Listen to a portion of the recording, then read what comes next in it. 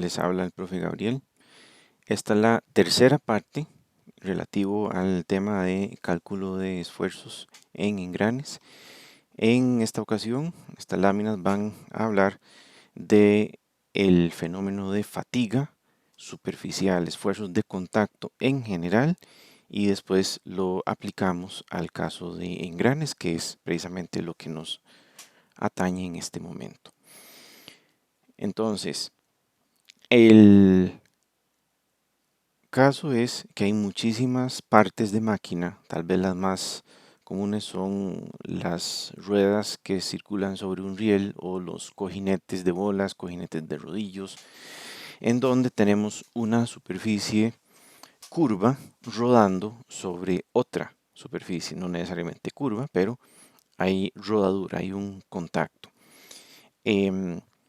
Los casos como matemáticamente más viables para resolverlos en forma teórica son los que ustedes ven en los croquis, al lado izquierdo, que serían el contacto entre dos esferas que ruedan entre sí, el contacto de una esfera con una superficie plana, una esfera dentro de un hemisferio, es cóncavo eso, el contacto de dos cilindros, dos tambores paralelos, evidentemente, o un rodillo rodando sobre una superficie plana o en una superficie cilíndrica cóncava.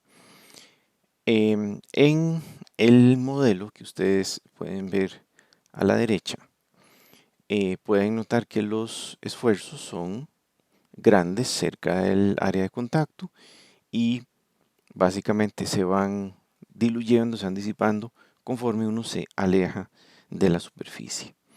Eso es en esencia el problema con el que se topó Hertz, que quería modelar precisamente la condición de esfuerzos que ocurría en contacto entre dos superficies curvas. Entonces vamos a concentrarnos en el caso que nos atañe acá para efectos de engranes, que es el contacto de dos cilindros. No crean que estos son los dos engranes. Vamos a pensar nada más en dos cilindros lisos, no son ruedas dentadas, son cilindros lisos, y eso es lo que después vamos a ver cómo lo hacemos equivalente a las superficies de los dientes en engranes. Entonces, por el momento, tengan en mente que estos son dos cilindros que están rodando sin deslizamiento entre sí, y pues una carga, en este caso sería la carga completa que que estarían afectando los dientes, no solo la carga transversal, una carga que los está apretando. Entonces, cuando Hertz se puso a preparar la solución para esto, se topó con que el sistema de ecuaciones diferenciales que le resultaba de considerar las deformaciones elásticas, para este caso eran, al menos en ese momento, imposibles de resolver en forma numérica y por supuesto mucho menos en forma analítica. En forma analítica, eso sí, sí se podía resolver parcialmente esa ecuación. Pero para eso él necesitaba suponer algo.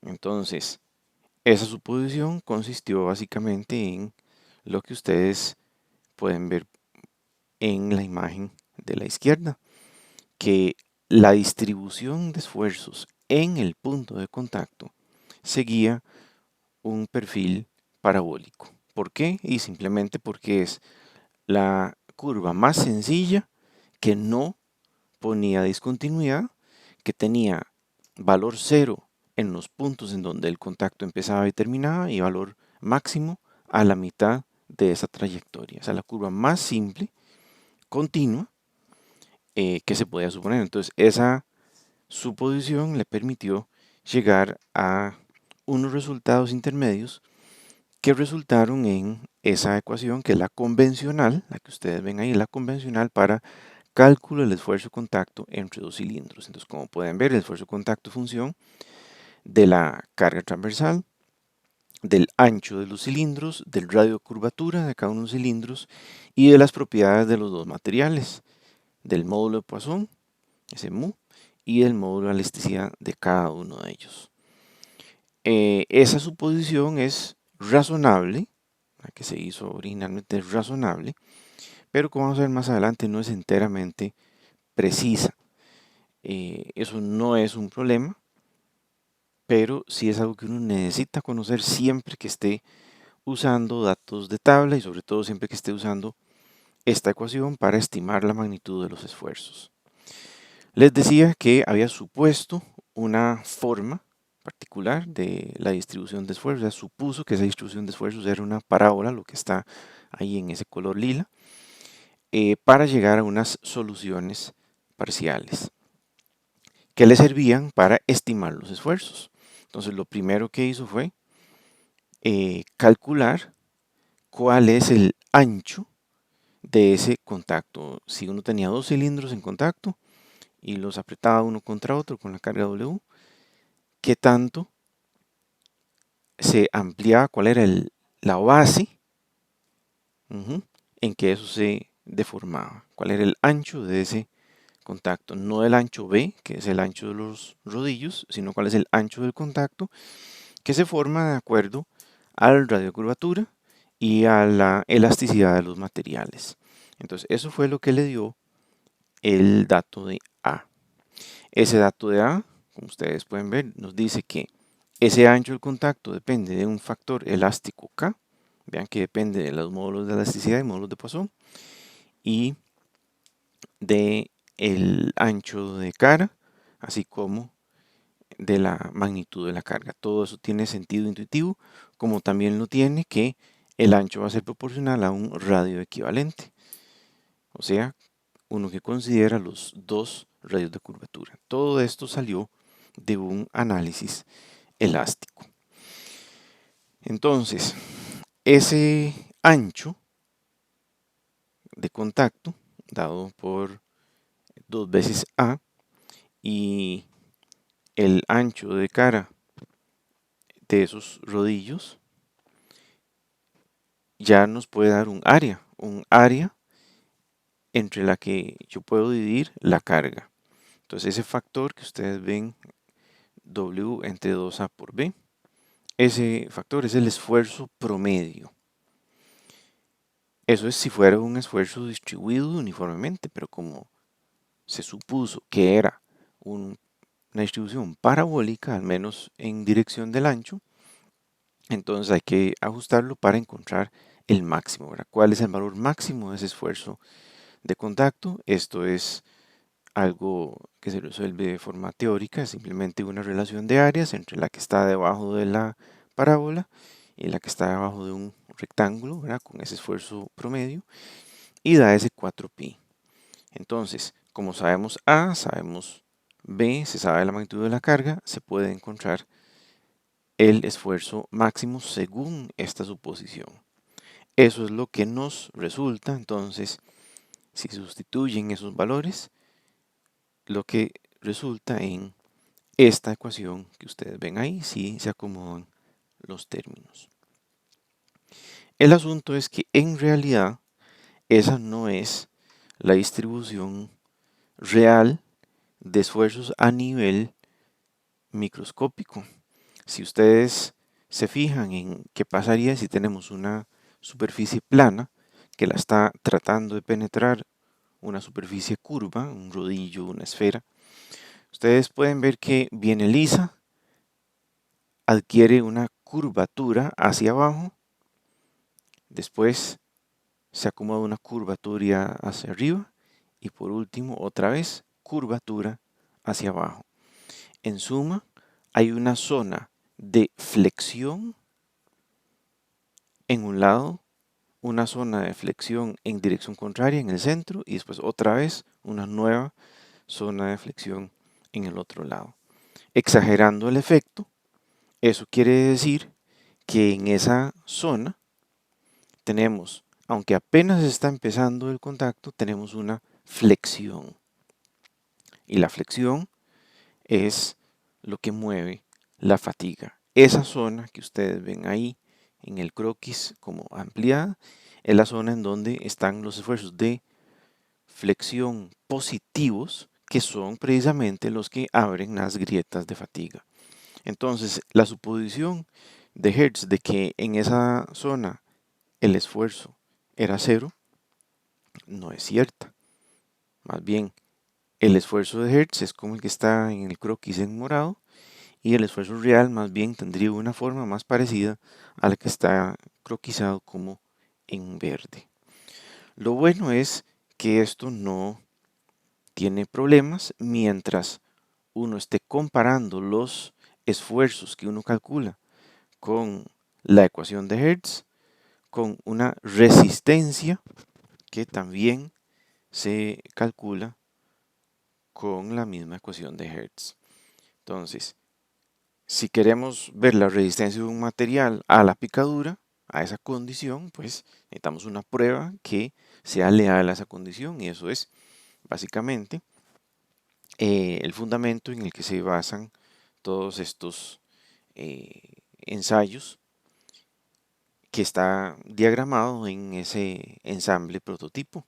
Entonces son un motor que hace girar el rodillo del material, que a su vez está haciendo rodar otro rodillo de igual material, usualmente del mismo material, y después hay un peso muerto apretando un cilindro contra otro. Entonces vean que los rodillos están rotando libres, ¿verdad? No hay ninguna fricción. El freno que está ahí es simplemente por un asunto de seguridad para frenar el sistema, pero no se está aplicando torque. Nada más se pone a rodar uno contra otro, y lo que se calibra con cuidado es el peso, o sea, la carga que la está afectando.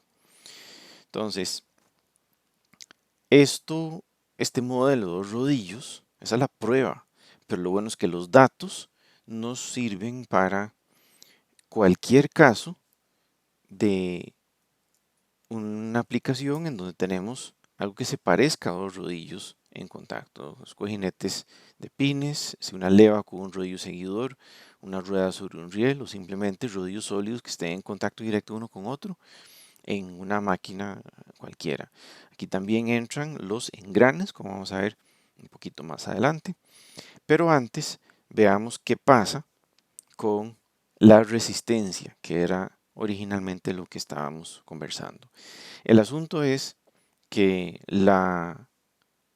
el esfuerzo que esta máquina va a estar generando en los rodillos también puede calcularse mediante la ecuación de Hertz.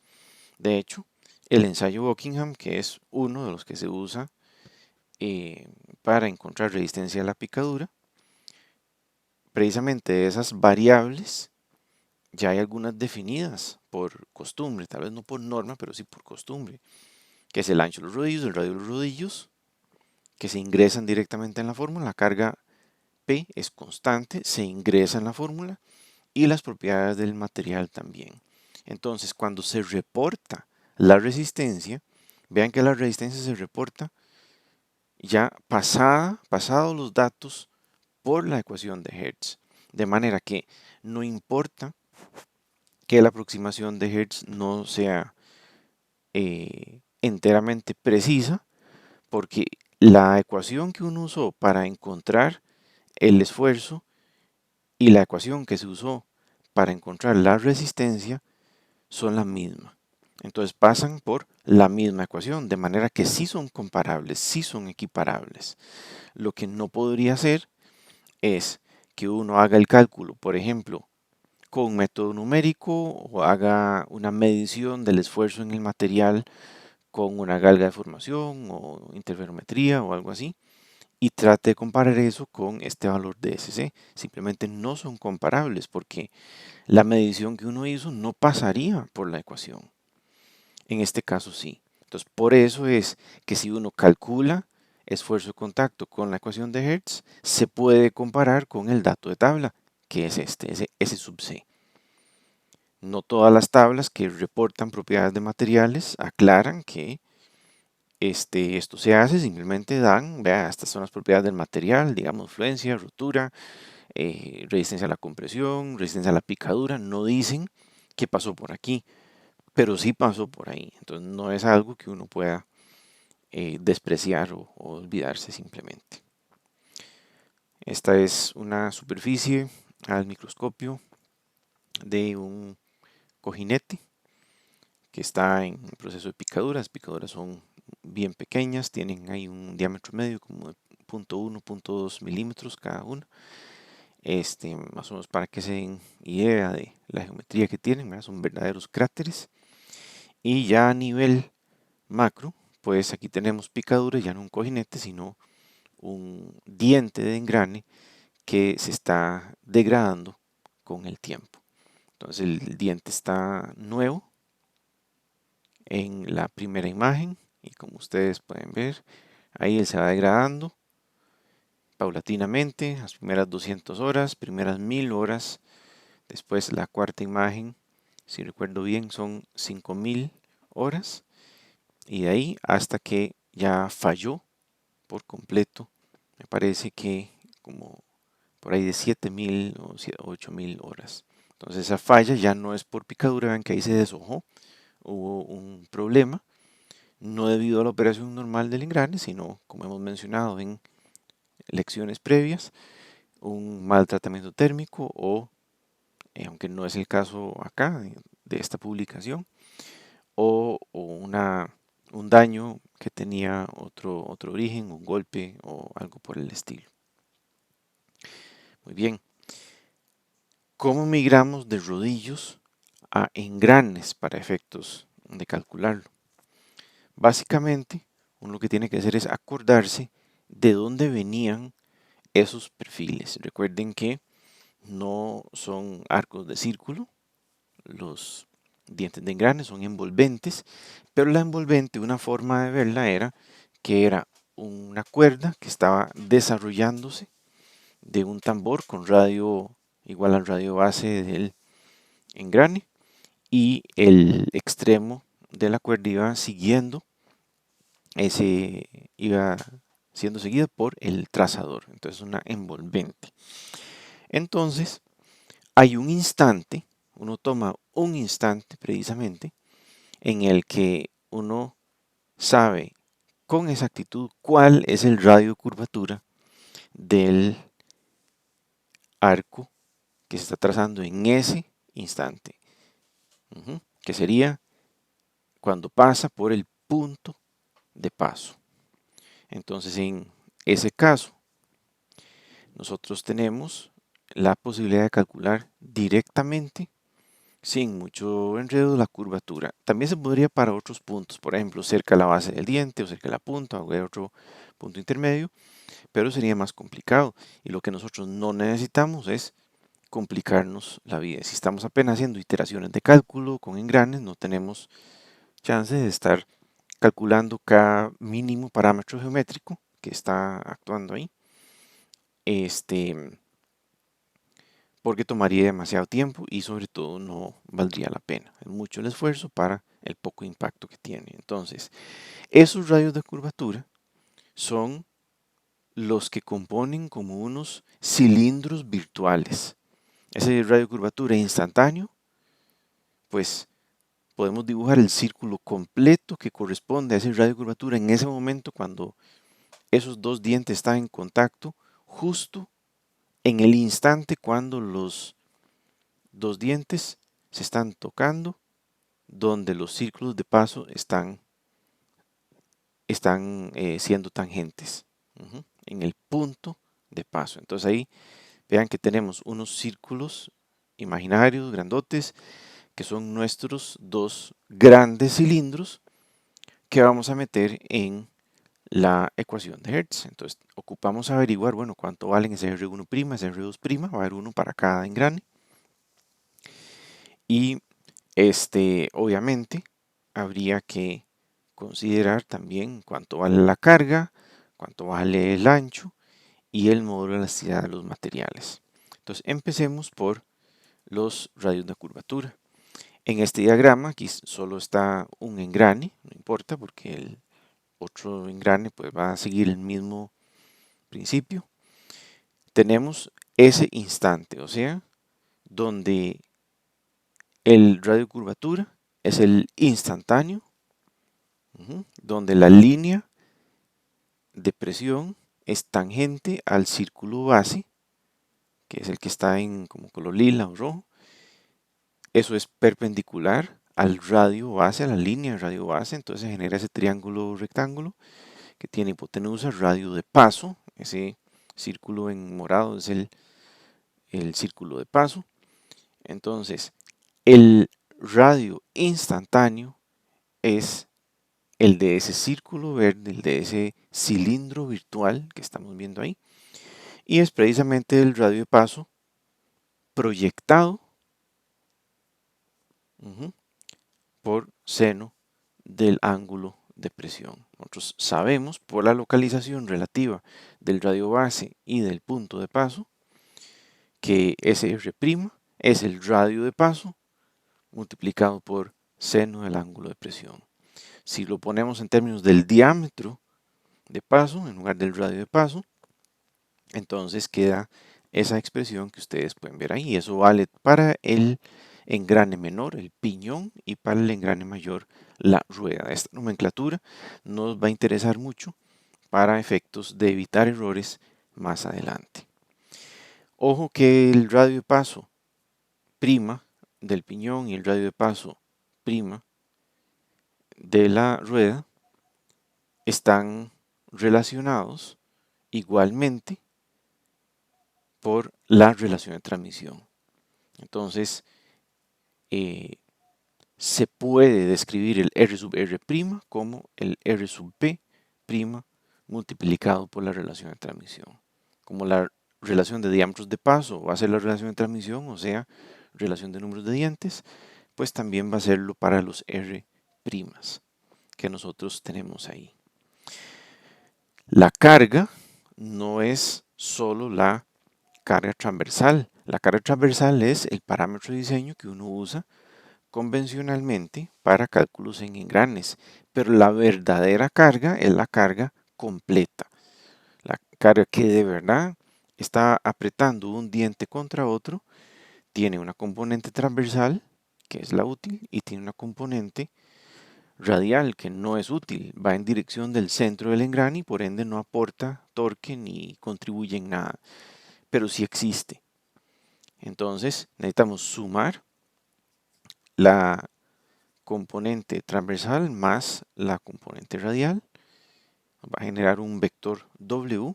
Lo que nos interesa ese vector W, o sea, la carga total, es su magnitud. Entonces, para encontrarlo, sencillamente dividimos la carga transversal, que de todas maneras hay que calcularlo para efectos de calcular rendimiento y esfuerzos por flexión, lo dividimos entre el coseno del ángulo de presión y nos da la carga total.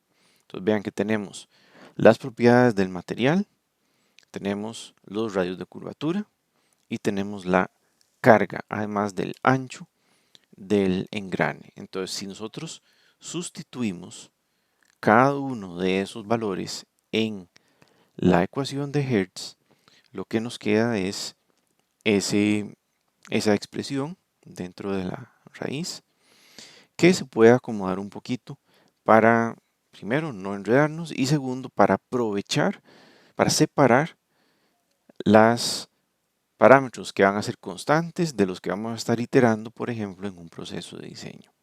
Entonces, acomodando los términos que resultan, lo que nos queda es eso.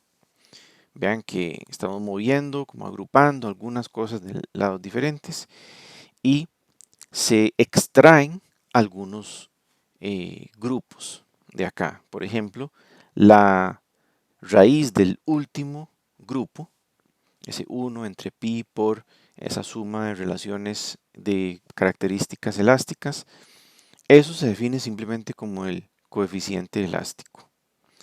El coeficiente elástico es algo que una vez que uno escoge los materiales, pues simplemente no va a cambiar. Entonces ahí está, material del piñón, material de la rueda, o sea, módulo elasticidad y módulo Poisson para cada uno de ellos. Entonces, en este caso en particular, ese CP, uno lo puede calcular, pero lo más conveniente es simplemente sacarlo de una tabla de coeficientes elásticos que son para diseñar precisamente engranes. El otro grupo que les aparece por ahí es el factor geométrico. Entonces vean que ahí está metido la relación de transmisión, que proviene, ¿verdad?, de haber sustituido la relación de radios prima, ¿verdad?, el radio prima de la rueda entre radio prima del piñón. Esa relación entre uno y otro nos da relación de transmisión. Entonces ese dato desaparece, estamos ciegos a él, pero ahí está incorporado dentro de MG, está metido en la rueda y está metido el piñón, engrane mayor, engrane menor. Entonces todo eso junto con el coseno del ángulo de presión y el seno del ángulo de presión se mete dentro del factor geométrico. Entonces vean que ese tampoco cambia. Una vez que uno escoge el ángulo de presión que va a usar y la relación de transmisión de todas maneras es constante, entonces I no cambia. La relación de transmisión es constante porque es nuevamente un parámetro de diseño. Entonces la ecuación grandota que ustedes ven ahí arriba se vuelve muchísimo más compacta y vean que solo aparecen ahí las cosas que uno va a estar iterando bastante cuando está haciendo un diseño. La cara transversal, el ancho de cara y el diámetro de paso del piñón. Entonces aquí es donde quiero aprovechar para insistir por primera y no última vez que es muy fácil creer que uno tiene que calcular un esfuerzo de contacto para el piñón usando el diámetro de paso del piñón y después calcula otra usando el dato de diámetro de paso de la rueda. Eso no es cierto. Eso no tiene ningún sentido y no se hace del todo. El esfuerzo de contacto es un esfuerzo de reacción de dos superficies una con otra. Entonces, el hecho de que se haya usado el diámetro de paso del piñón simplemente es uno de los dos engranes que se ingresó, pero ahí está implícito la presencia del engrane mayor. Está implícito dentro de el dato de MG, que está contenido dentro de I. Entonces, si uno quiere hacer un cálculo completo de los esfuerzos que están presentes en una pareja de engranes que está interactuando, uno en el peor de los casos solo tiene que calcular tres esfuerzos. El esfuerzo de flexión en el piñón, o sea, el engrane menor, el esfuerzo de flexión en la rueda, o sea, el engrane mayor, y un esfuerzo de contacto. Únicamente un esfuerzo de contacto es el que se calcula por cada pareja de engranes. En fin, al igual que ocurre con la ecuación de Lewis, esta ecuación desprecia la presencia de vibraciones y otros factores, por ejemplo, el potencial de desalineamiento que pueden tener los engranes, entre otras cosas. Entonces a esta ecuación que ustedes ven ahí, la de Hertz, AGMA lo que hace es que le agrega factores de corrección también. De hecho, le agrega los mismos factores de corrección como ustedes pueden ver por acá. Entonces, vean que es la misma ecuación de Hertz. Ese D es el diámetro de paso del piñón únicamente. Está afectado por esos cuatro factores de corrección, K sub O, K sub V, K sub S, K sub M. Pero lo demás ya saben de dónde viene. Es el ancho de cada los engranes, el factor geométrico que involucra ángulo de presión y relación de transmisión, y el coeficiente elástico que toma en cuenta los diferentes materiales en cuanto a sus constantes elásticas. Este esfuerzo de contacto no se compara con el SC de tabla, ese esfuerzo de contacto, igual que ocurre con flexión, hay que compararlo con un esfuerzo admisible especialmente dado por la AGMA. El S sub AC es un dato de laboratorio que antes de usarlo como del admisible para ver si es mayor o no que el esfuerzo de contacto que ocurre ahí, hay que afectarlo por cuatro factores de corrección. Entonces, uno es por ciclos de carga, el Z sub N, digamos, vida útil. Otro es el C sub H, que es el factor de relación de dureza. Eso es por si los engranes tienen dureza diferente. Entonces, uno va a maltratar al otro más rápidamente. Y obviamente los factores de temperatura y de confiabilidad que afectan por igual a los esfuerzos por flexión que a los esfuerzos por contacto, ¿verdad? Porque están degradando el comportamiento, la resistencia del engrane, tanto en flexión como en contacto, y por eso les aparece ahí también en la ecuacioncita. Señores, más de estas gotitas de néctar.